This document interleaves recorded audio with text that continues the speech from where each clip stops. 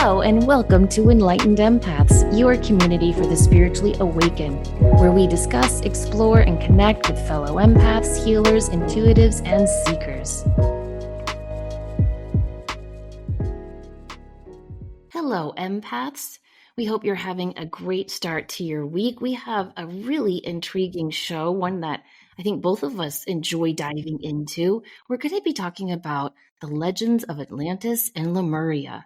You know, the very name Atlantis tends to evoke images of a lost civilization submerged beneath the murky ocean waters, teeming with advanced technology, mysticism, and intrigue. And for centuries, the idea of this lost city has captured the imaginations of historians, archaeologists, and thrill seekers alike.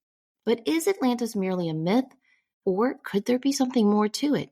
So today we're going to dive into the mysteries surrounding Atlantis and Lemuria, exploring their origins, theories, and some really fun, interesting facts around what we can learn about their myths and legends today.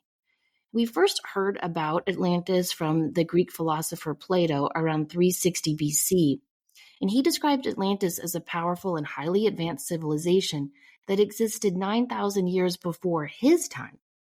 And according to him, it was a large island located beyond the Pillars of Hercules, which today is the Strait of Gibraltar, situated in the middle of the ocean. He said Atlantis was an idealized society, flourishing with natural resources, advanced engineering, and impressive infrastructure.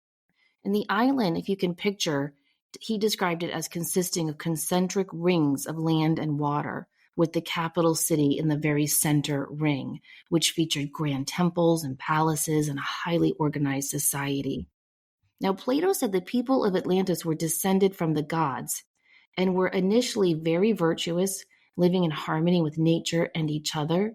He said the island civilization was highly advanced and had remarkable architecture, knowledge, elaborate irrigation systems, and technological feats.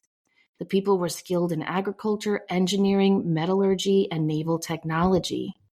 Atlanteans enjoyed a structured government with rulers who were said to be descended, as I mentioned, from the gods, and the 10 kings who governed the 10 regions of the island were reputed to be very just and wise. Their navy had ships that could travel long distances, allowing them to control most of the Mediterranean and beyond. And the island was said to be rich in natural resources like gold and silver and fertile land that provided fresh food for the whole population. It kind of sounds like the Garden of Eden or Utopia, doesn't it?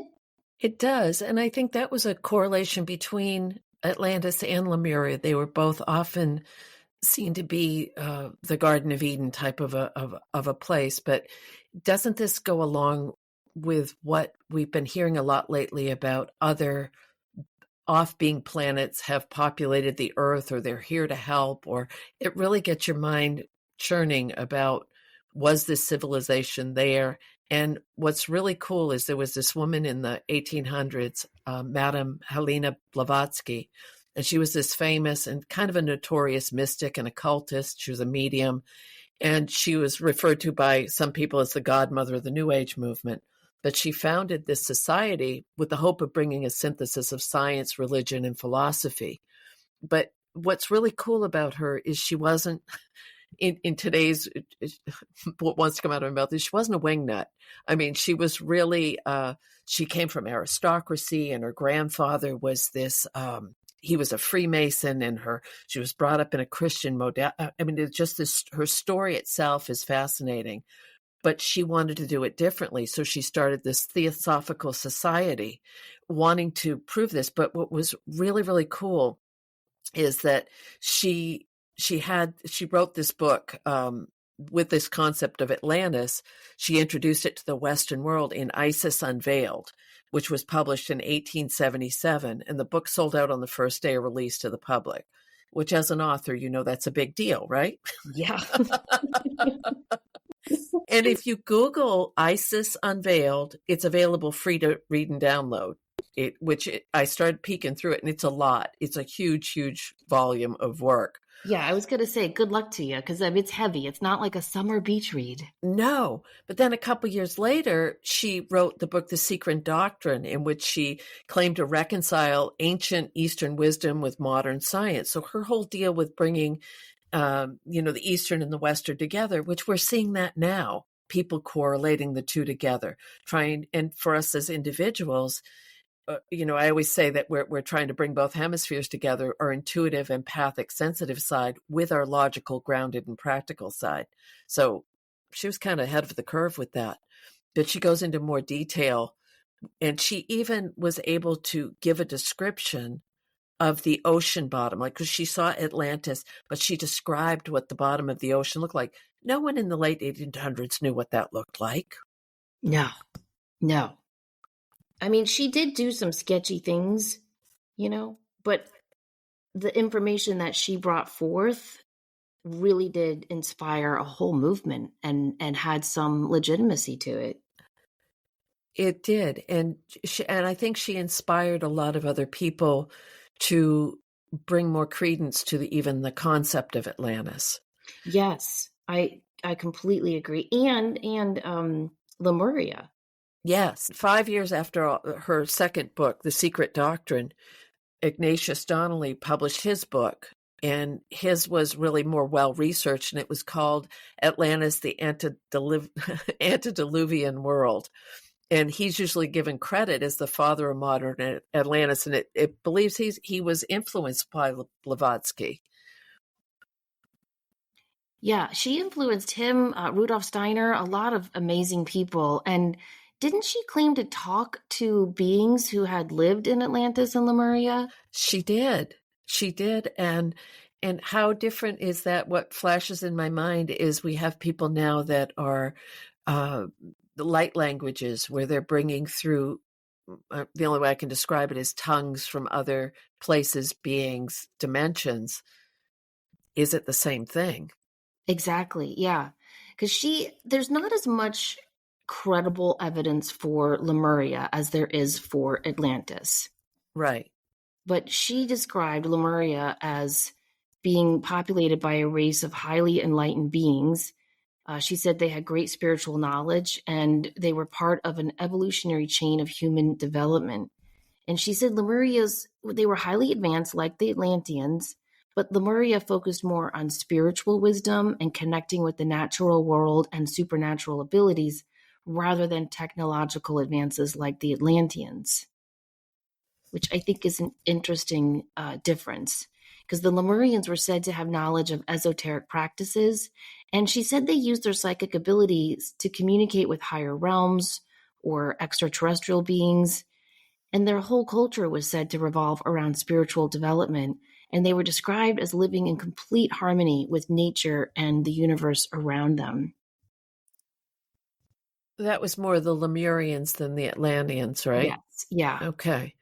And I think that that's important to note the difference, because these were very different, but both are seen as, in some respects, more mythical. Did they actually happen? There's not the documentation, as you said, with the Lemurians as there is with the Atlanteans, as far as finding the same rift and plateaus on the bottom of the ocean that she described, and artifacts and different things that they found. But they also said, though, that the Atlantis started out with a very moral, spiritual people who lived in a highly advanced, again, utopian civilization.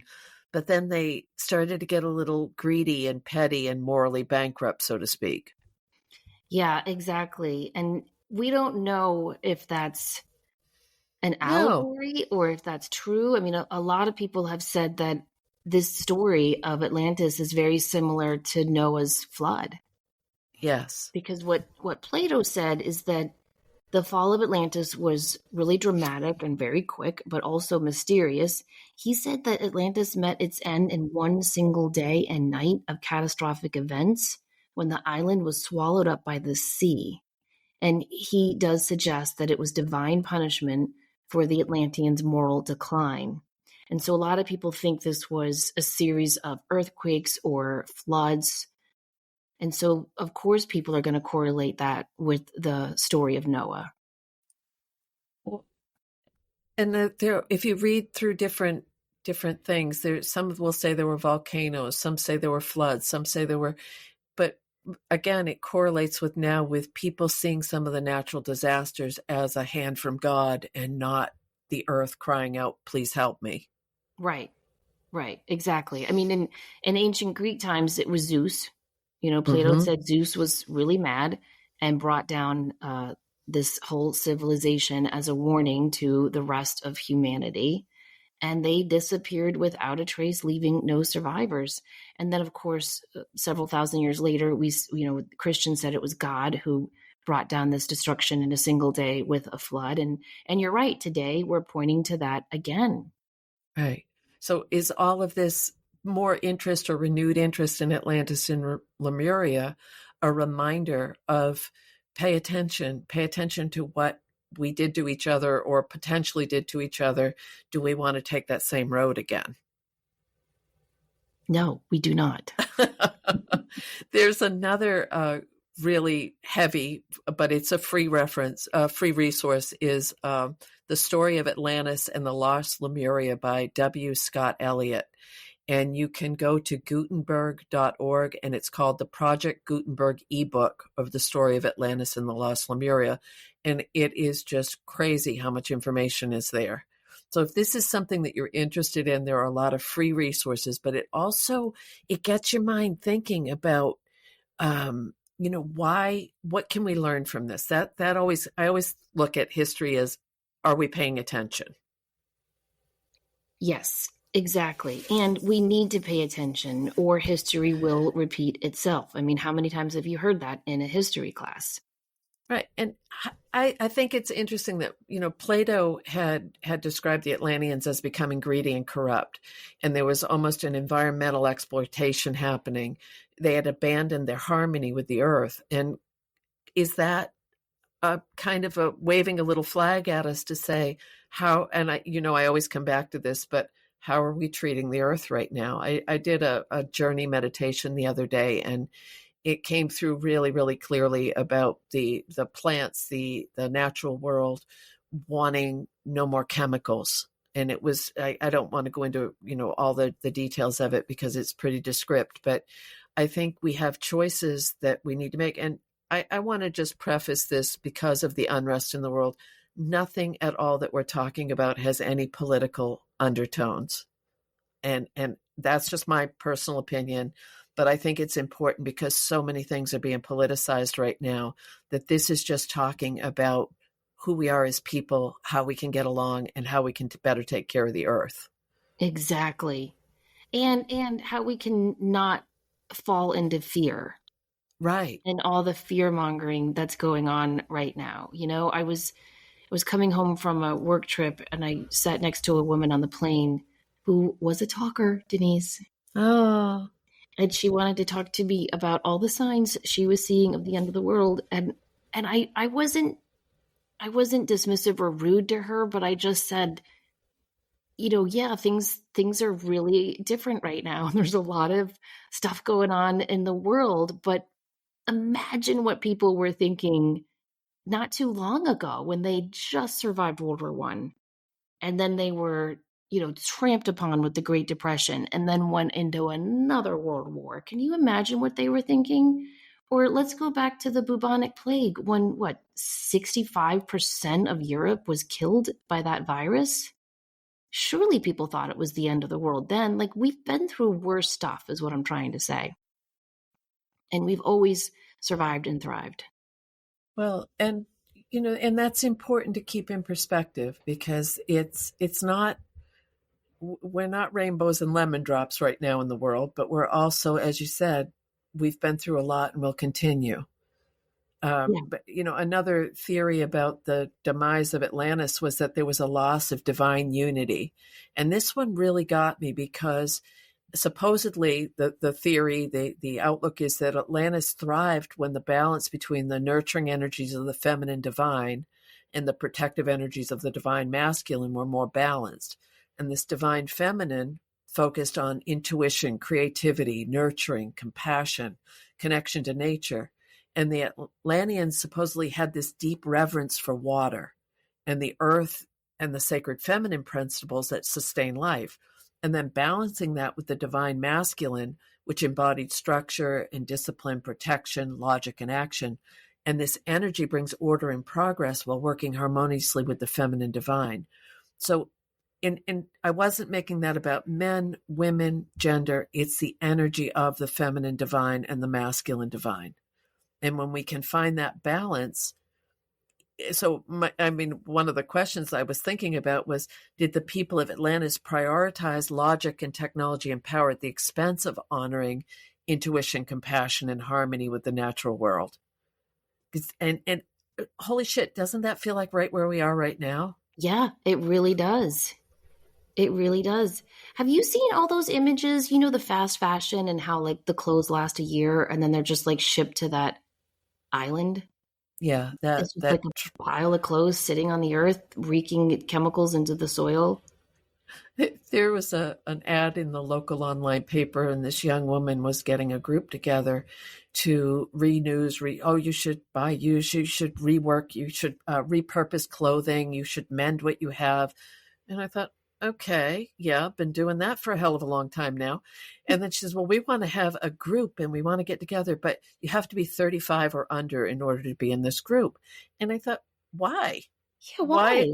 That does, I don't want ageism. All right, no disrespect. I don't want to be in the group. I mean, that's not what I'm saying.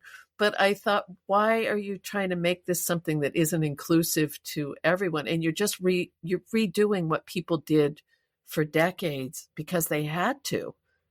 It was, when you look at, I was thinking about hand-me-downs the other day and how many families, if you go back exactly to what you were saying a few minutes ago, when times were economically tight, people just passed it down. They patched it, they reworked it. And that's becoming more vogue now, which ties in with the island which is horrific to me. That is absolutely so morally offensive to me.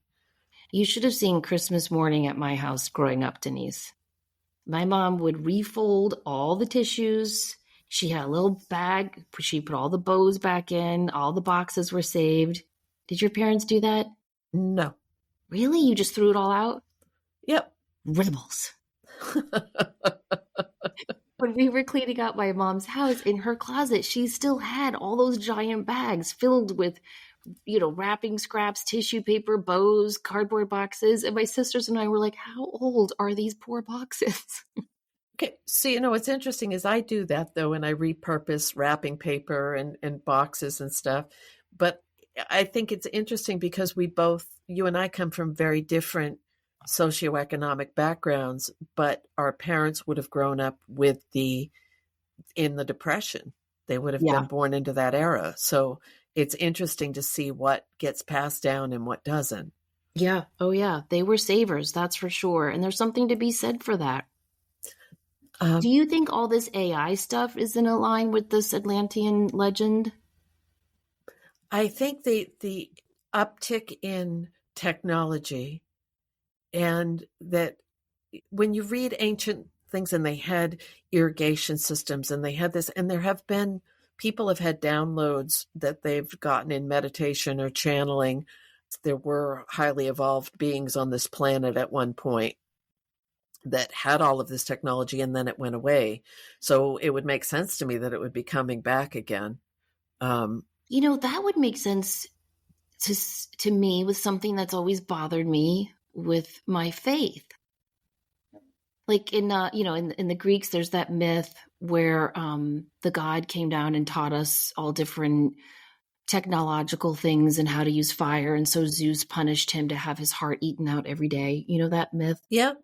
Well, it's pretty similar to God punishing Adam and Eve for eating the apple or pomegranate of knowledge. And I can remember just as a kid, being in school and saying, why would God punish us for wanting knowledge?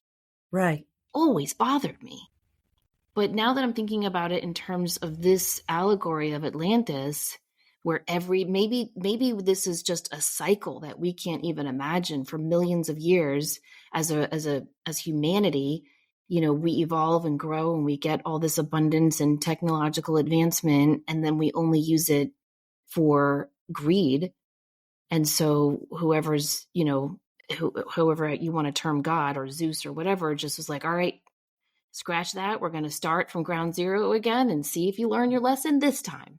Okay. So when you were speaking, what that makes me think about is the fact of look over the last several years of how much knowledge has become vastly available. All the old CIA stuff about, men who stare at goats and remote viewing and the whistleblowers that have come out and the transparency of being able to find so much information. That's very interesting, isn't it? Yeah, it really is. That And knowledge is constantly being hidden from us. But I feel like a lot of the knowledge that's hidden from us is good knowledge, not like greed knowledge. Yeah. There's that mindset, and then there's also the way of looking at this of how many ancient myths describe civilizations that failed because they ignored or defied the universal spiritual laws. So did they shift from a civilization focused on unity and compassion and balance to, again, one of greed and lack of connection? And I think that we've seen that over and over and over, excuse me, even in a lot of the things today. If we wanted to use the concept of the clothes on the island again, that it's this disposable, make more, take more, versus cherishing what we have.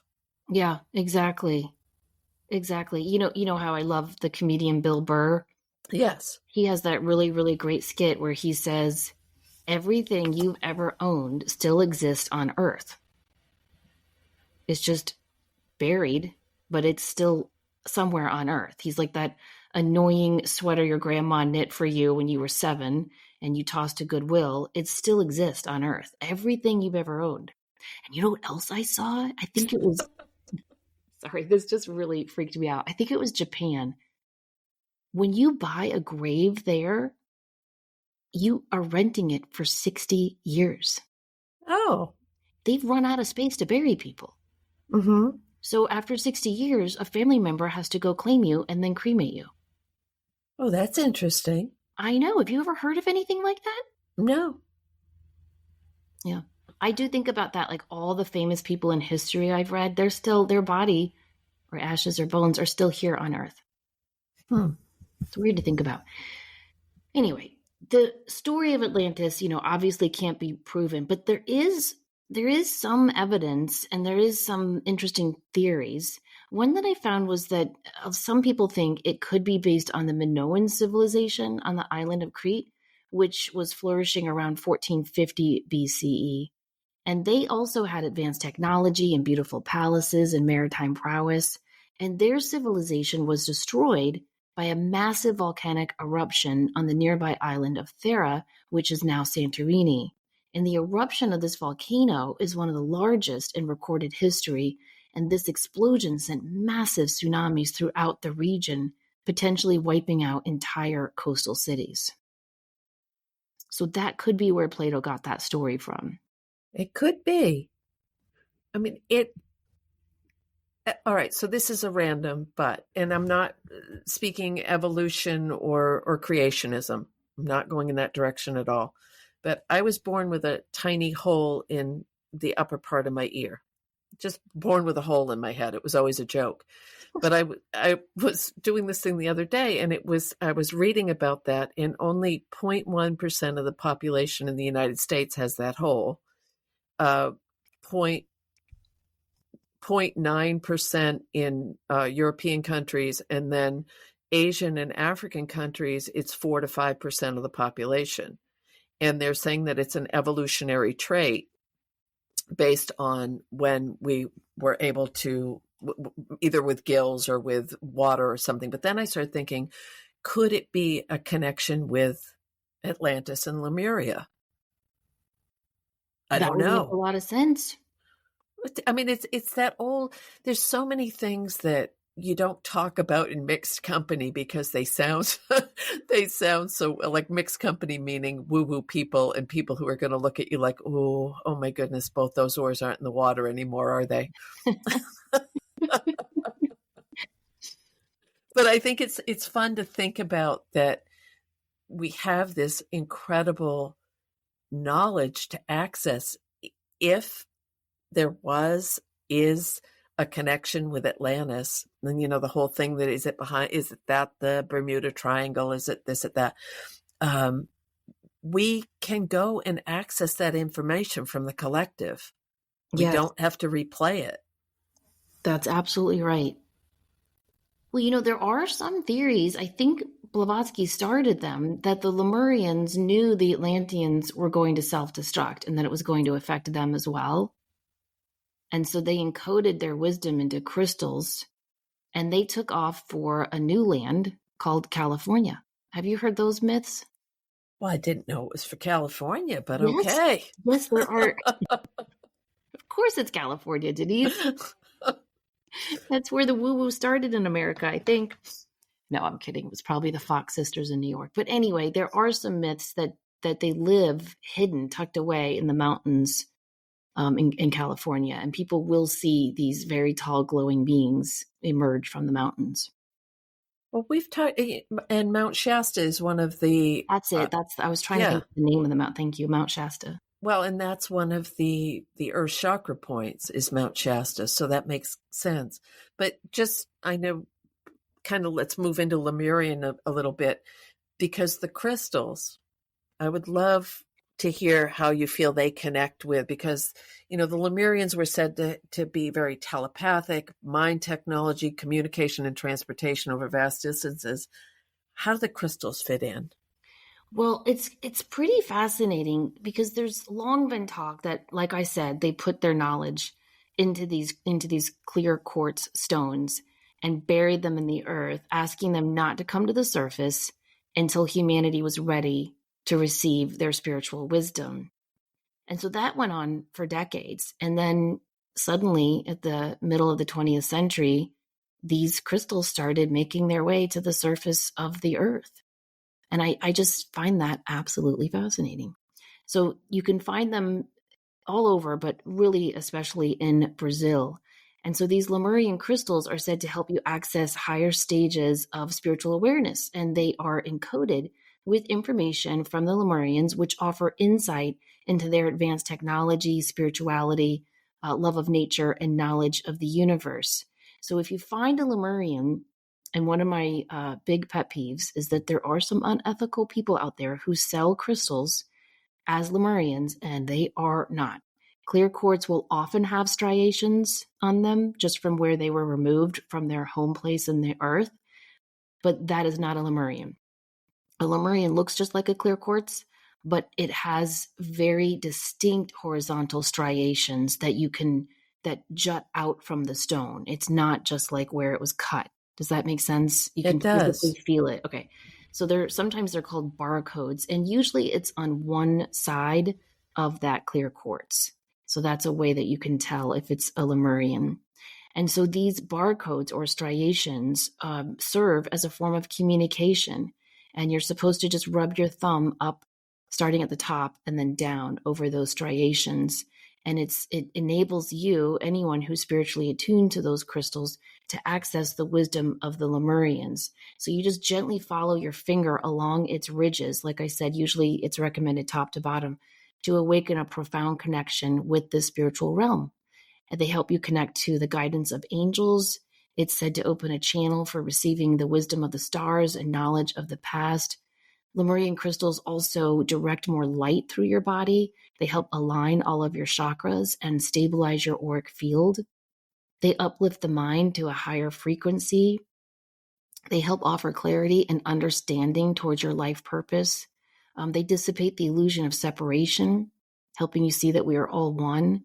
They help to unify the vibrations of your thoughts and feelings and consciousness to flow in perfect harmony with spirit. So they do a lot of really amazing things. Is there any record of when they started to show up? Yes. Because I was just thinking about the fact that the Lemurian influence has shown up in pop culture. So the film The Journey to the Center of the Earth, other adaptations of Jules Verne's works related to lost civilizations that really sound a lot like the way Lemuria has been described. Video games, Final Fantasy, Legend of Zelda, they have these prominent themes of ancient lands and civilizations. So are they drawing inspiration from that Lemurian myth? Yes, 100%. I think they really came into prominence in the 1980s. But what Okay. I find interesting is that they were written about before we really were discovering them as a whole. Well, to me, it's interesting that, Lemuria is often depicted even more so than Atlantis as a Garden of Eden, this prehistoric land of surreal landforms, ancient creatures, beauty. And that correlates beautifully with the way a lot of people perceive the lower world in shamanic journeys. And that's described as a representation of the natural world in its most pristine state. So, could there be a connection there when we're going to these lower world journeys that we're actually connecting with that energy of Lemuria as well? That makes a lot of sense. That makes a lot of sense. And I think that that access, that wisdom is out there for us to access. And I think a Lemurian crystal is just one way to do it, but not the only way. Right. And it's all roads lead to Rome kind of a thing. Personal opinion, I always have to throw that in. To me, it doesn't matter if you're sitting in a temple, a mosque, a cathedral of pines, a Christian church, you're at mass. I think it all goes to the same place. I truly believe that in my heart. I can't see that one would be better than the other. Um, People have different beliefs and they gain solace and peace from their own belief system, but I think that there's an intrinsic connection between all of us for wanting the protection and love of a greater source. And it's weird because I'll talk about Atlanteans, and for some reason they feel more. I use the word people, but with the Lemurians, I almost feel like it's more beings or inhabitants, or they were. It's more ethereal. Yeah, I agree with that. I definitely agree with that. And we don't have a lot of written record evidence of them either. Right. Whereas with Atlantis, we do. Like one of my favorite stories, most of our listeners probably know Edgar Casey, the sleeping prophet. He would go into these trance states and do readings for several US presidents and very, very well known people and average ordinary people as well. And people are still studying what has come through in his channeled readings to this day because he was able to bring forth so much information, not only about the past and what's hidden underneath the Sphinx, for example, but also about the future and also especially about healing abilities and things that we can do to work on our physical, emotional, and spiritual health. So most everything that he said was able to be proven, except he said that Atlantis would be found beneath the waters of the Bahamas. And everybody was like, yeah, no, that's like a Greek legend, which, Edgar, come over here. We'll show you a map of the world. Like everyone just totally dismissed him. But decades later, divers have discovered remnants of an ancient city underneath the waters of the Bahamas in Bimini. And it's called Bimini Road. Yeah. And I mean, if you just Google Bimini Road and see the images, you can see the outlines in the stone formations. And I just find that really interesting. Me too. And it's fun. It's fun to think about. And do we have a lineage back to that? So the Lemurians, both from what I've read, from what I've learned over the years, that both were very attuned, the Atlanteans and the Lemurians, but the Lemurians were more advanced psychically. They had heightened intuition, they had the telepathic communication, and a deep connection to nature and the cosmos. I mean, I don't know about you, but that sounds like a hell of a lot of the people we hang out with. Yeah, it really does. And that deep sense of stewardship for the environment and a reverence for nature. how many times have you and I said to people, if you really want to get grounded or you want to balance your energy, go for a walk in nature. You need to reconnect with nature. It's believed that they also deeply explored human consciousness and spiritual development. And I just love that we're seeing this mirrored today with so many people having a deeper connection to the natural world and this return to the ancient wisdom. And some people are calling it shamanic, some people are calling it angelic, some people are calling it, old practices. It's those are just labels, but it's that collective energy that we all have access to that brings us all together in unity. And I think the true message in these questions really does come back to humanity, spirituality, and our connection to the natural world. Well said. Yeah, because a lot of what people are saying now is that maybe the Atlanteans did, go away because of their corrupt nature and greed, but the Lemurians did not. A lot of people think that they just faded into the collective subconscious and spiritual realms, and that their knowledge and teachings have been preserved in esoteric traditions, and that they continue to influence our spiritual development. And so it's said that the Lemurian legacy lives on through these hidden teachings, healing methods, and the study of crystals and energy work. And what's interesting? You know how I love Mother Mary. Mm-hmm. I'm always reading stories about her, and I love when she appears to non-Christians, and they don't ever see her and go, "Oh, that's Mother Mary."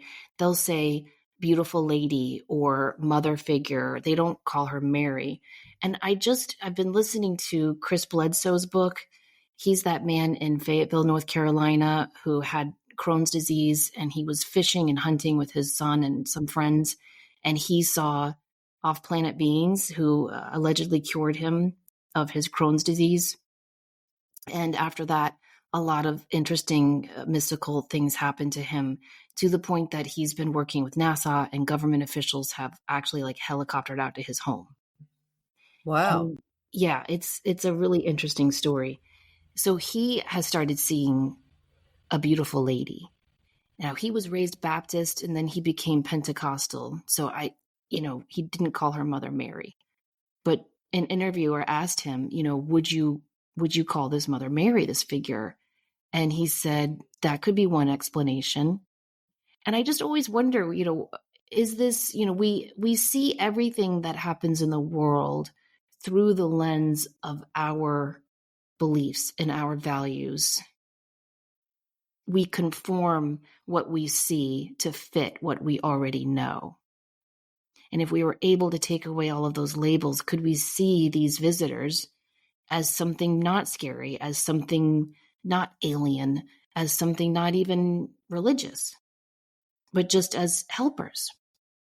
Maybe it's all connected. And I don't know, I love, you described that beautifully. That was very, very well said, because it makes you stop and pause and think, And with both of those civilizations being eradicated, taken off the planet, finished, did we need to go through these lessons in humanity? And now we can integrate what they had in a way that we weren't able to before. I would love to think that we're ready for that, for a utopian society. And that maybe that's what this transition is about, is that we're ready to come back to who we really are. Yeah, I would love that too. But I really believe it has to start on an individual basis. And we have to really work on turning our own light on first before we expect everyone else to turn on theirs. And some people don't want to turn on their damn light, and that's okay. That is okay. You do you. But for those of us that are feeling drawn to something more, to something bigger, to helping, to trying to take care of one another, we have that option too. And now's the time to turn on your light. Yeah. Light on, people. Remember the old commercial? Yes. Well, I hope we've given some people things to think about and reflect upon as they go throughout their week. Do you have anything else you want to add?